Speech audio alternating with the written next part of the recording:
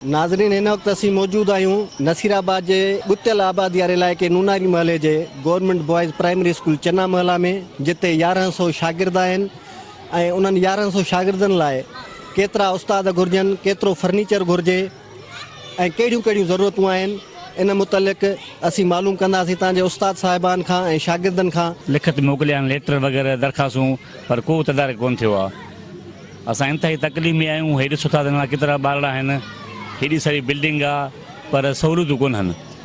हिते पाणी सहूलियत कोन्हे, पाणी किथां ॿाहिरों भरे था अचूं, कूलर जो सिस्टम कोन्हे सिस्टम, त कूलर कीअं भराए ॿारनि ताईं पहुचायूं।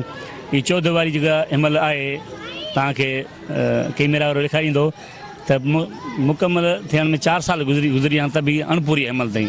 तक़रीबन बिजली कलाक हलंदी आहे त 5 कलाक न हूंदी आहे। असां हाणे हिकु क्लास में 100 ॿार वेठा आहिनि। असां 1100 इनरोलमेंट जे हिसाब सां असांखे 35 उस्ताद हुअणु खपनि, जेके असां हिनमहिल 20 उस्ताद कमु करे रहिया आहियूं। तमामु इंतिहाई खोट आहे, 5-6 क्लास अञा फारिग पिया आहिनि।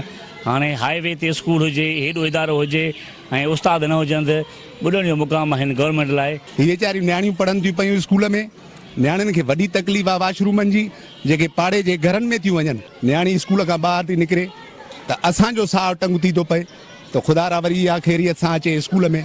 पटेवाले खे ॿार बीहारे छॾियूं था रोड ते त बाबा ॿारनि जो ख्यालु कर। साईं हे ॾिसो था तव्हां चन्ना महला स्कूल आहे असांजो, शहर जो तक़रीबन एराज़ी जे हिसाब सां तक़रीबन वॾे में वॾो स्कूल हे ई आहे ऐं 1100 तक़रीबन शागिर्द आहिनि।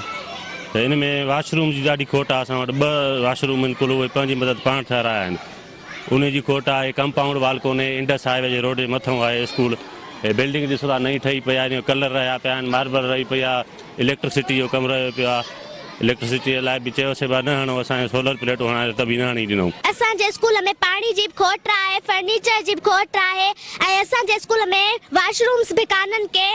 जेॾी महिल बिजली वञे थी त असांखे एॾी त गर्मी थी थिए जो असां पढ़ी नथा सघूं, असांखे सोलर हणाए वञनि। जीअं त असांखे पाणी खोट आहे, बिजली खोट आहे, बिजली थी वञे त पोइ कीअं पढ़ूं। असां गर्मी में ॿार नंढड़ा आहे जेके ॾिसो था तव्हां, उन्हनि खे सफ़ा तमामु गर्मी थिए। हुकूमत पारां ऐलानियल तालीमी एमरजेंसी जी साख हिते वाक़ई थिए थी त तालीमी एमरजेंसी त लागू कई वई आहे, पर उन ते अमल केतिरो थियल आहे।